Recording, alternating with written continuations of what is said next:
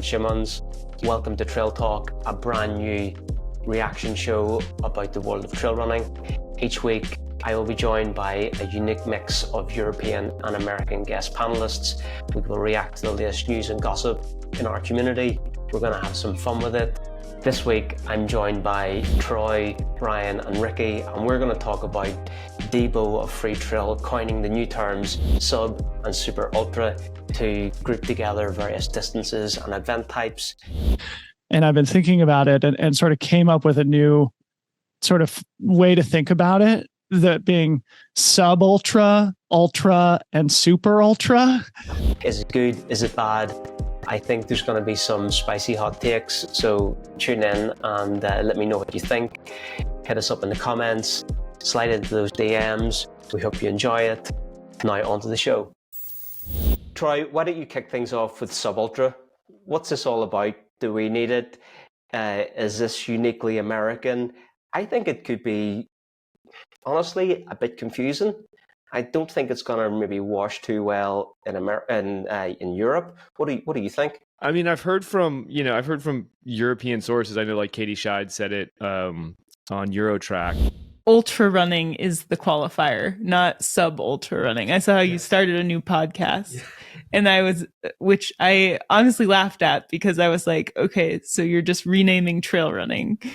They just call it trail running in Europe, so they don't even know what sub ultra is. I mean, it's hard for me. Like, I like trail running. I like ultra running. I think there's mountain trail running. There's mountain ultra running. Like, I like the idea of creating like categories around it.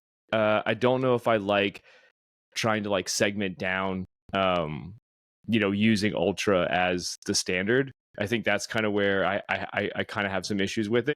Yeah, I mean, I think I'm going to be the one to disagree with the group here, because I'm not looking to reinvent the wheel. I agree. Everything that we do is trail running by nature, right? But I think we need some divisions created.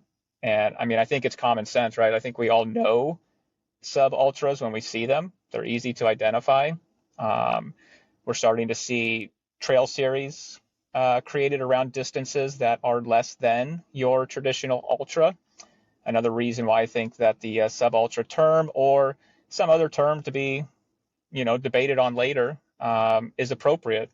As you commercialize the sport of trail running, it's helpful to have these divisions so fans can better follow along with the athletes that they're rooting for. There's clearly different athletes that specialize at different distances below the ultra distance, and these new personalities are emerging. It's great to give them kind of a different term.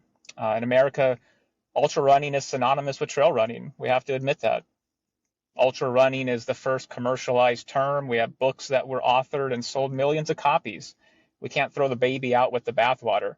Ultra is here to stay, and then we're going to start to see new terms emerge as these other divisions rise. I don't know. What do you got, Ricky?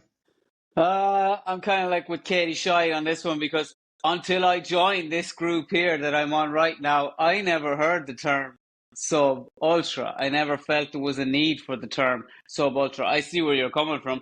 You had to distinguish between races, but I just don't feel we needed that. I never ever looked around and went, oh, was that an ultra or was it a sub ultra?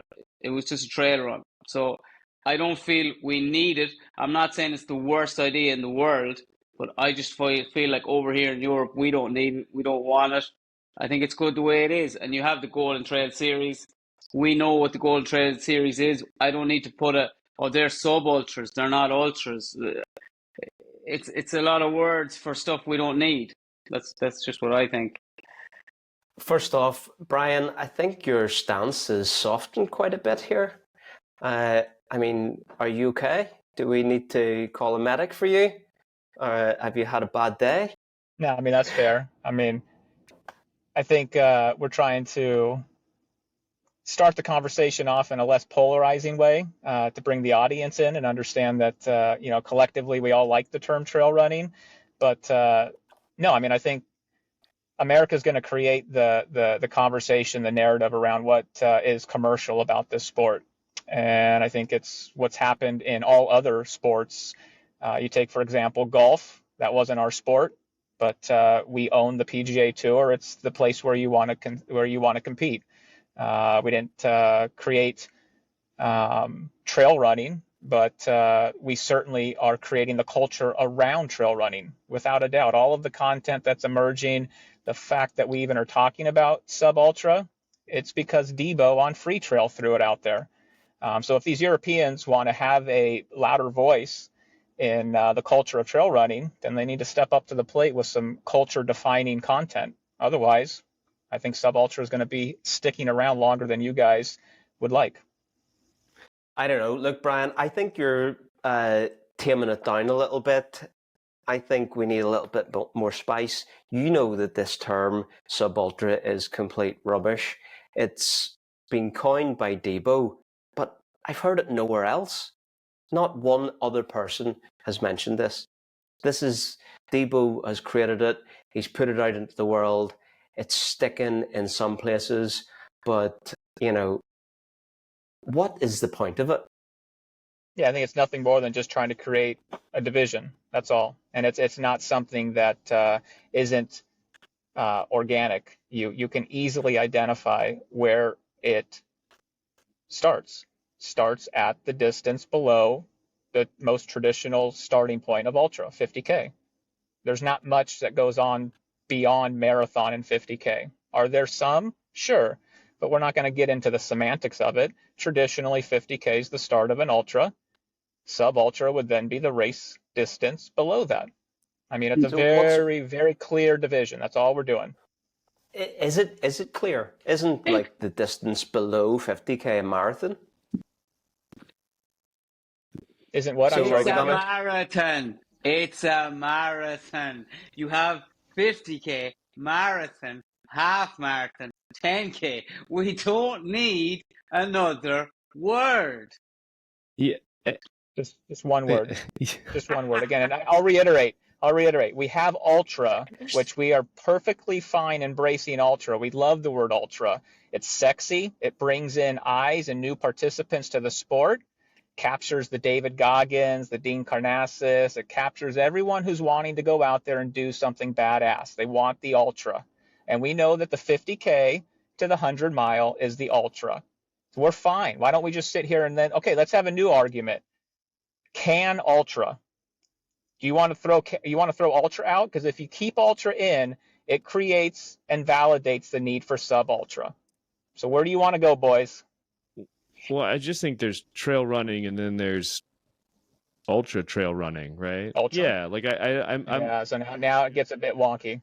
I think to me, I just think like to make a differentiation for the sake of wanting to appeal the masses or allow for an explanation of like what the sport does, I have a hard time with that. I mean, trail running, it's a soul sport, and like when skateboarding was in became part of the X Games or even the Olympics for that matter, like they didn't start changing the names of the tricks or the discipline or whatever it was. They didn't change what the culture around the sport was in order to make it more appealing to the mass market. They let the mass market come and learn about what it was and get into it and become immersed into the culture that had been created. And so I think that there's a fine line between trying to create like segregation within the sport to appease and like for the sake of growth, for growth's sake. And I think that's a dangerous thing in general. And I think it was trail running before it was ultra running. It's ultra running because that's ultimately what the culture has taken that, and it's stuck across, you know, over here in the US, it's stuck across the pond. It's something that's like synonymous. I understand like what you're going to say, Wolfie, is that like, oh, well, cool, like sub will be the same way. We just got to give it time. But at the end of the day, like I think change for change's sake isn't necessarily always a good thing when you're talking about, you know, a soul sport that like really has a lot of deep roots. And yeah, but skateboarding is a example I like for my argument, because what you have is you have skateboarding as a whole, and then what you have is you have big air, you have the half pipe, and you have street. So I'm only creating the same type of terminology that is commonly accepted in skateboarding. Skateboarding is a soul sport, and you have a completely different type of skateboarding and skateboarder that goes out and does the street session versus the pipe. Where are we arguing here or disagreeing? That's wrong.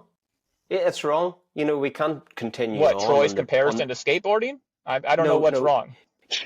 What you're saying about skateboarding, that we can't just continue on thinking what you've said is accurate or true. The reality is, isn't it all skateboarding?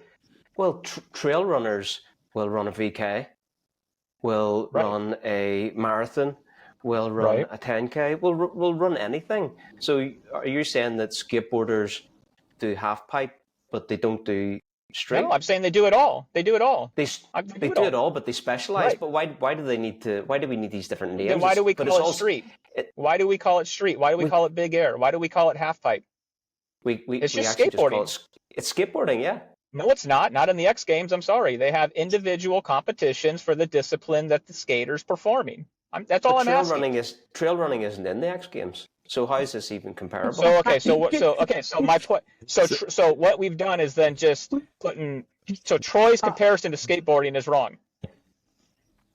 I'm from Ireland. I haven't a clue what you're talking about. I haven't a clue what you're talking about. Yeah. And you know what?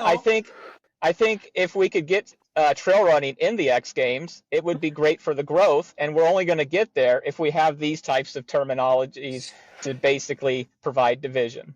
That's it. I have a hard enough time explaining to somebody that isn't hugely into running what an ultramarathon is. And I usually explain that in saying an ultramarathon is anything over 42K. They've never once asked me what or if there's a need for a sub-ultra, because they know that a marathon comes down from an ultramarathon, and then it's half marathons, and you don't need a sub. You don't need the word. We just don't need it.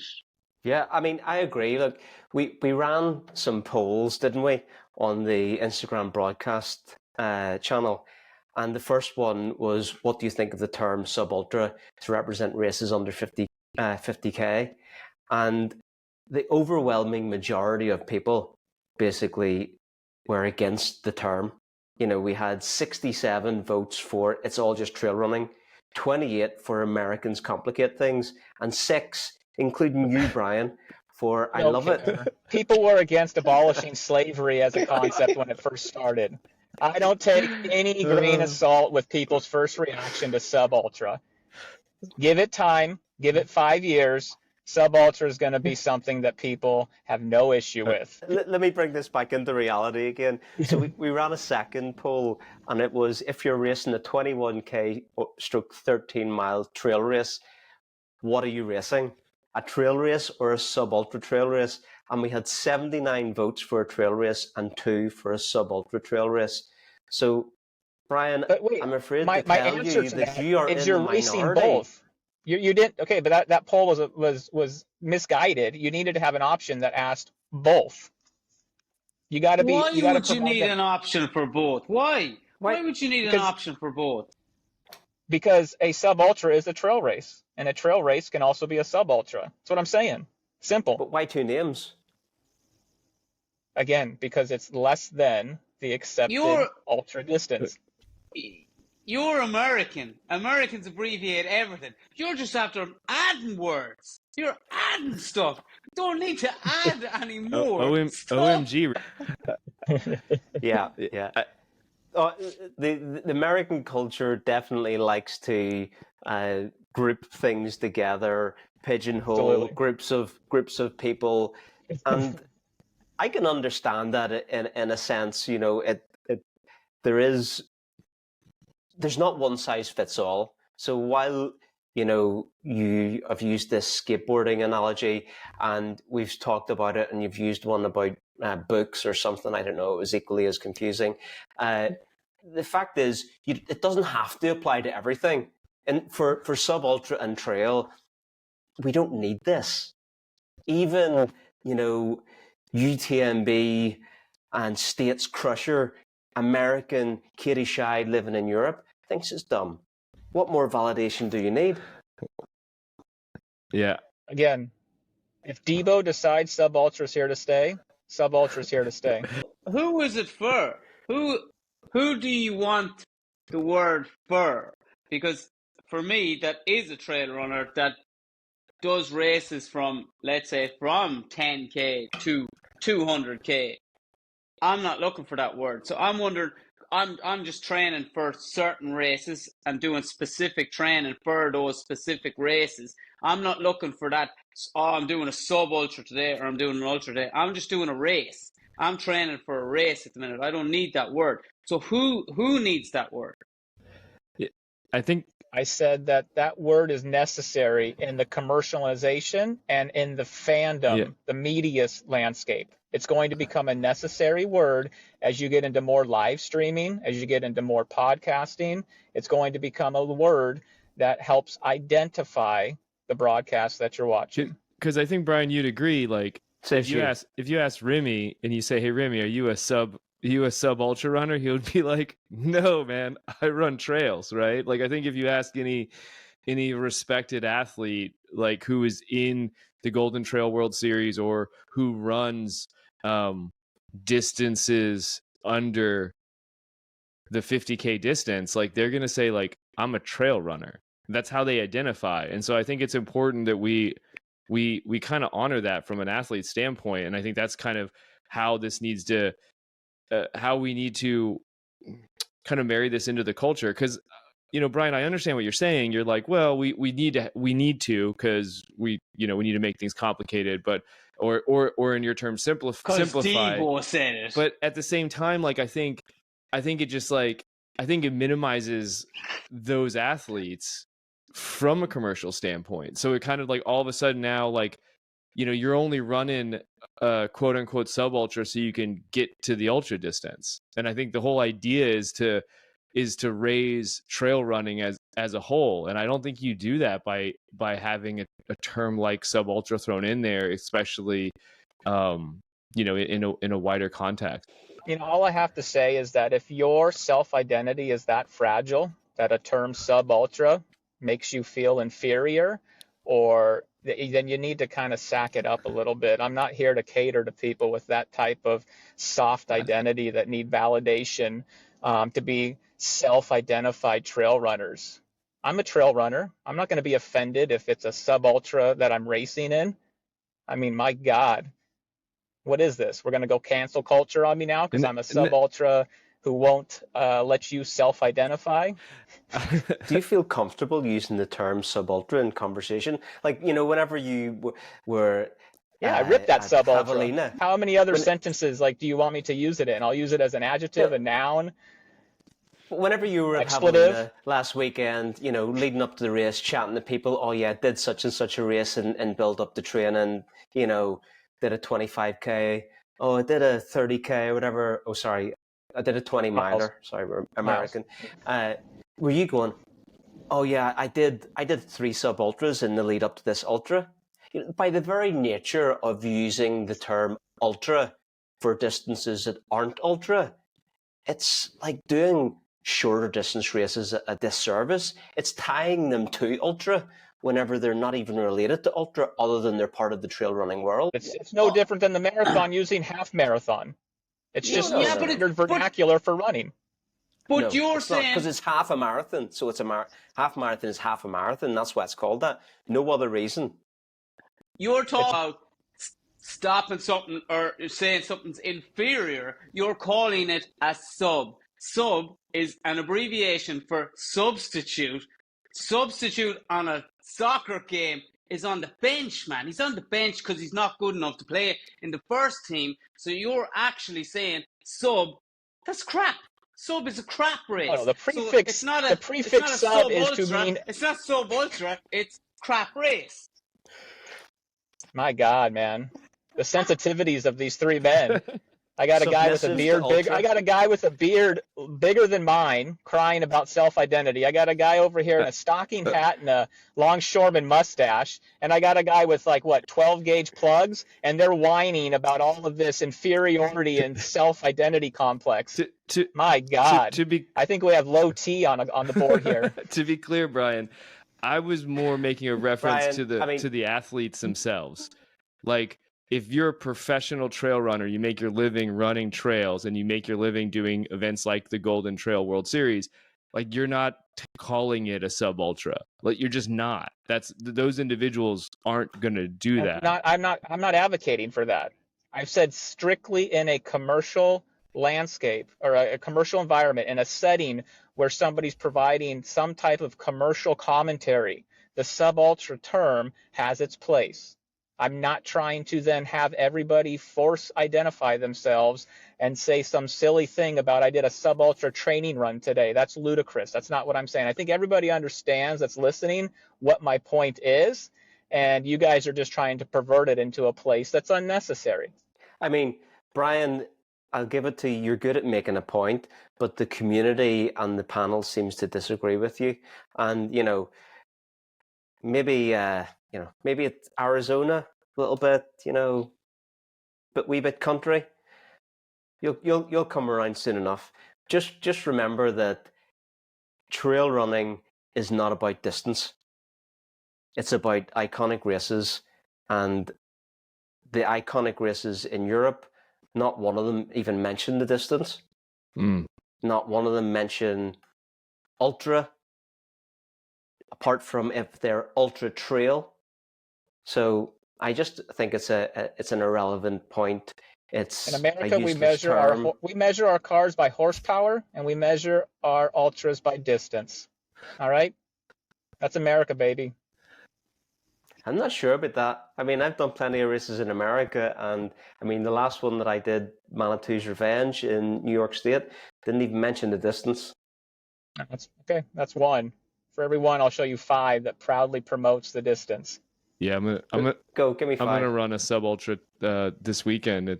They call it the shut-in race. It's 22 miles. They don't even tell you what the distance is. They definitely don't call it a sub ultra. They just call it a trail run. I gotta. So you have no idea the distance you're running. Oh well. Yeah, but they don't tell you the distance because it's a trail run. It's a trail run, and sometimes what's with a the trail distance? run, it So could what's be the 22 distance? miles, but it could be 23 miles. It could be 21 miles. It's just a trail race. It's interesting. It's around 22 miles. Yeah, it's interesting too because it's usually 18, and the Blue Ridge Parkway said that you can't finish a race on the park on top of the parkway anymore. So they had to get they have a different. Is it east of the Mississippi? Yeah, definitely. They have a different. It's east of the Rocky Mountains. Yeah, it's in the Blue Ridge. Doesn't matter then. Never mind. I'm not talking about that. It's east of the Rocky. Okay, I got it. Never mind. That doesn't count. It's a Beast Coast race, but to my point you is just confused the European audience. We don't know what you're talking about. Yeah. To be clear, it's usually an 18-mile race, but their permit stipulations change. So now it's a 22-mile race, and they don't care about it's not about the distance. It's a route. The route historically, it's a trail that Vanderbilt built that he used to use in the wintertime to go from the Biltmore Lodge up to his hunting cabin up in the middle of the woods that he owned. And now it's all public land, and they run a race on it. They ran the race there for 40 years, and it's always just been a trail run. It's always been the shut-in trail run. It's so I feel you, Brian. I understand the need to have to label things. I just think that we already have a culture built in that never needed the label to begin with. And I think that's the really important part that we're trying to bring up. And I understand your point. You're saying that this is important for the commercialization of the sport. And what I'm saying is it's not important for the commercialization of the sport. And if someone finds a sport and they want to learn about the culture of the sport, they're going to have to learn about the culture of the sport. And we're not going to need like kitschy terms like sub ultra in order for them to understand what the sport means or what the sport is. I'm feeling a little inferior now. I'm going to go shave this thing off because,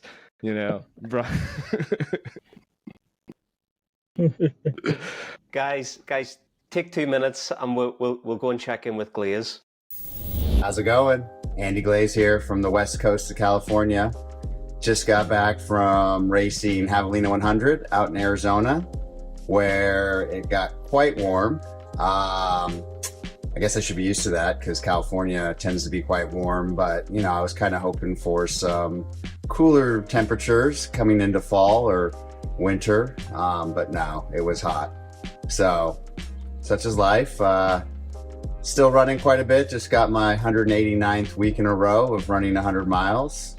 So, still feeding my legs and getting those dinner miles. But as far as sub ultras go, I love them. That was sort of like my entry into trail running. I'd never even heard of trail running when I entered my first 15K trail run probably 12 years ago, and was pretty much instantly addicted after that. So I'm going to call them like a gateway drug into the ultra world, but it's also just like, they're just like fun distances. And sometimes, especially where I live, like you can't run like a really long race out here without doing like multiple loops. So, you know, a 15, 18, 22K ultra, I mean, sub ultra is just a like fun thing to do in like cool parks around Southern California. Anyways, hope you all are well. Have fun out there. Don't forget to smile. So Debo has also coined the term super ultra for distances over 100 miles. And that is 200 milers like Bigfoot 200, Cocodona 250, Moab 240, all that kind of good stuff, right up to the more extreme like Vol State 550K or 500K, I think it is, and also the backyard ultra. And personally, I think maybe that is a little bit of a better fit. The sub ultra thing doesn't really wash as well as, I think this washes a little bit better. But I have to ask the question, like, why do we need a term that includes, why do we need super ultra as a term for backyard ultras? Why can't backyard ultras be their own thing? Because they're not a set distance, they're not a set time. So why do we need to do that? Troy, what do you think? Yeah, I just, man, this just goes back to like, if you're going to call one thing, you got to call something. It's like, as soon as you start coming down the name game, man, you just want to be able to just create names for everything. It's a fun game to play. I mean, I think backyards are backyards. And I think it's kind of one of those situations where you could say a super, well, what's a super? Oh, it's all these distances. They're super ultra, you know, it's even this other weird format where you run around every hour on the hour and you're like, well, what do you call that? You're like, a backyard ultra. And it's kind of like, okay, so why not just call it a backyard ultra? I mean, I think it has a name. Yeah, it has a name. I think it's interesting because you want to create buckets, and I think that's what's happening here. And I think once you start that, and I think, you know, it's predicated on the whole sub ultra. I feel like if you're gonna, you know, and this is me just being a little tongue in cheek, but if you're gonna go sub and then ultra, it should be not super. It should be like uber ultra, right? It should be like sub is underneath, uber is above. So, you know, if we're gonna go there, I would just, if we're gonna have to make buckets, like, yeah, I think we need to go with uber ultra over super ultra personally. But again, like back to what I said originally, like I just don't think there's necessarily a need for it. I think what happens is people come into the sport, or they start asking questions of the sport, and it's the same answer. You're like, well, what's a sub ultra? Oh, well, it's anything underneath an ultra. What's an ultra? Oh, it's anything over a marathon. Well, what's a super ultra? Oh, it's anything over 100 miles. And you're just like, gosh, you guys make this thing really complicated. You make this kind of complicated, don't you? Because like all of it requires an explanation. Like the entire sport, if you're going to go from a distance standpoint, requires someone to say what the distance is in order for you to wrap your head around what you're trying to do and accomplish out there. So yeah, I don't know. Keep the backyard in my opinion. If I'm just going to take a roundabout way of answering your question, Aaron. Yeah, I mean, I guess we're all probably a little biased here, or maybe I'm assuming for you guys, but I mean, I guess I just really don't care as much as I do for the sub ultra distances. You don't? So call it whatever. Yeah, I don't really care at the 250 backyard. I mean, it feels such an alien type of event to me that even calling it something related to what I do feels disingenuous or not part of the same sport that I participate in. I mean, put that into context for the audience. Yeah. What is your distance? Yeah, I mean, I would say 50K to 100 mile. You know, definitely like to hop in the shorter distances and spice things up. Those are fun races. Shorter distances, you know? Yeah, absolutely. But I don't necessarily think that that's where I compete best or what I find most challenging for myself. That reminds me too much of my cross country days, and that's what I've gotten into trail running for, is to get away from kind of that short distance high VO2 max lung burner. So yeah, then you get into these longer things and it starts losing a little bit of the running and competitive aspect that that I like about the 50K distance and the ultra distance. So I don't know. You want to call it super ultra? Works for me because I like sub ultra distance. So it's again a clear division. Lumps all these wonky races right now that are emerging in formats. But I mean, a backyard ultra, if two guys don't push each other, it's not going to be a super ultra if they both tap out at some sort of distance that falls under that threshold. So by default, it's not really a super until it is. But it's weird. So just call it a strange ultra. How about strange ultra for all these ones that are emerging that are a bit weird? Because Barkley really could be nothing. It's everybody DNF. So does it even a race if nobody finishes that year? It's just a bunch of DNFs. What do you think, Ricky? I think Brian just cemented the fact that he's a complete hypocrite. I really think that. First off, because of what he just said there about being inferior, and then he actually called a short race and not a sub race. So anyway, but on that, I just think it's education, right? When I first got into the sport, I didn't know what certain races were, and as I got more interested in the sport, I found out what a race was, and it was iconic races that I was following. It wasn't distances that I was following. It was like, okay, there's Western States. Wow, that's unbelievable. What a cool race. It's a 100-miler, right? It's irrelevant how far it is. It's Western States. Western States is the famous race.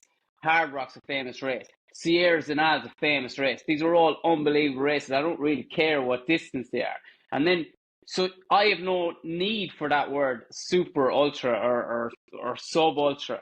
But I would then say that it may be relevant for something like backyard ultra, but backyard ultra is called backyard ultra. And if you're a fan of the sport, you will find out that it is called the backyard ultra, and that's what it is. I don't need them to explain why it's a super ultra or a sub ultra. No, education. Yeah, I mean, I sort of I definitely agree with you, Ricky. I have to bring myself back to a question in my head, which is, where is this naming coming from? Why do we need to group together stuff over 100 miles? Because a Cocodona and a Bigfoot and a Moab, I mean, look at Moab 240 a few weeks ago. The top two places, there was like 5 minutes or 15 minutes or something between them.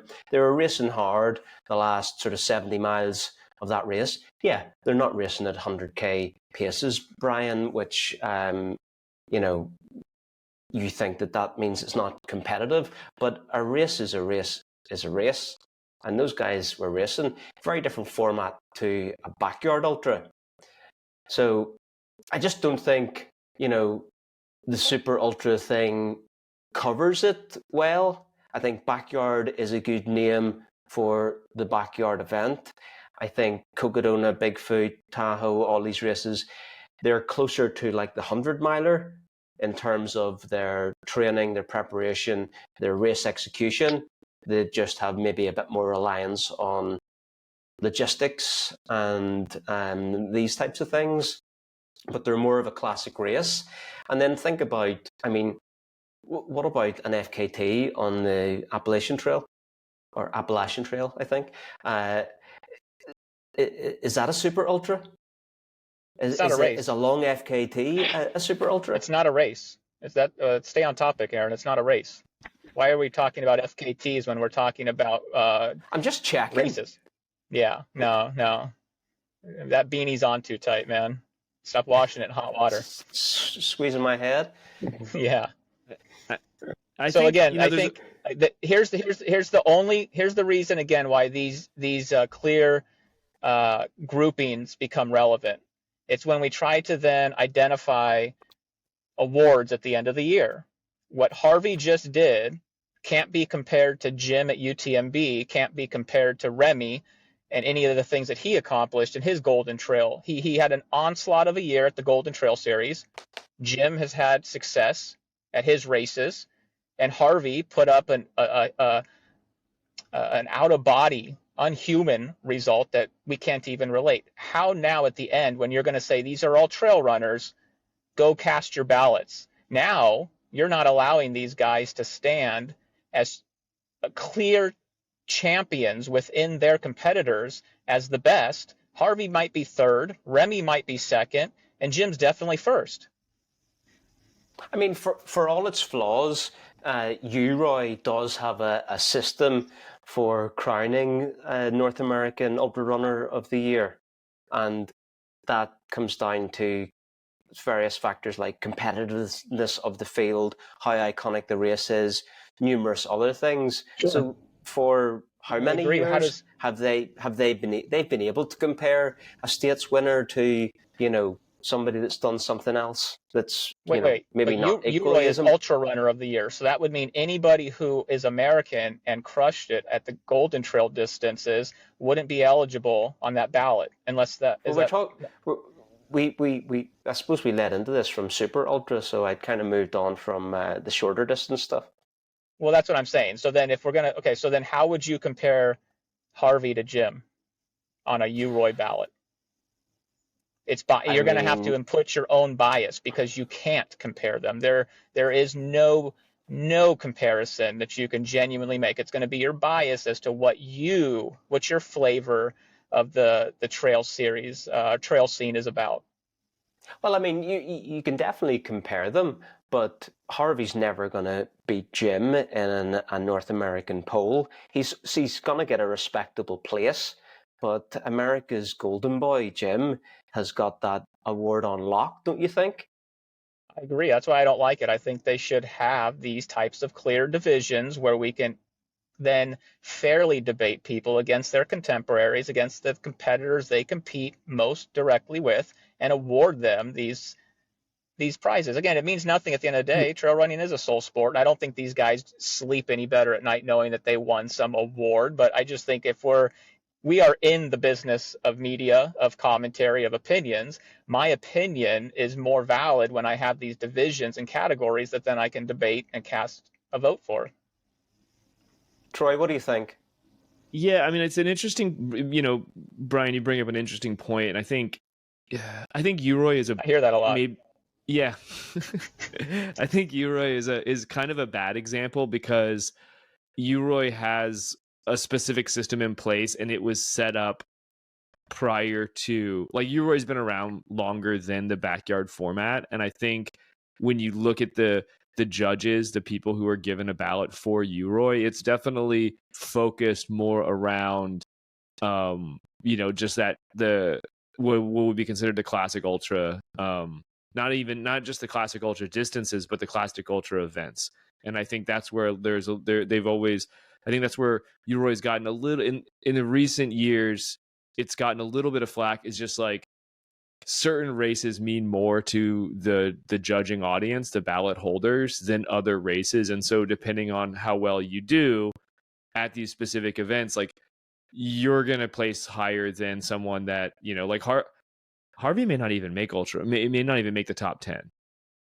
Just because of the nature of the ballot system. I'm not saying that that's going to, I think Harvey probably will make the top 10 because what he just did was like stupendous, like on a next level. I think when you kind of roll things back into the Trail Runner of the Year or the Troy Awards, which I'm a fan of the acronym personally, but that's where things get kind of sticky, Brian, and that's where it gets very interesting because you can vote. I mean, it's anyone that ran an event on trails. That's the criteria for your voting, and it's open to the public. So you kind of get a mass audience, and at that point, you kind of get it's more about like participation from the audience of like who thinks certain things are on the level, and that's kind of where you have to really be a student of the game because like. In that situation, you're right, Brian. Like Jim wins.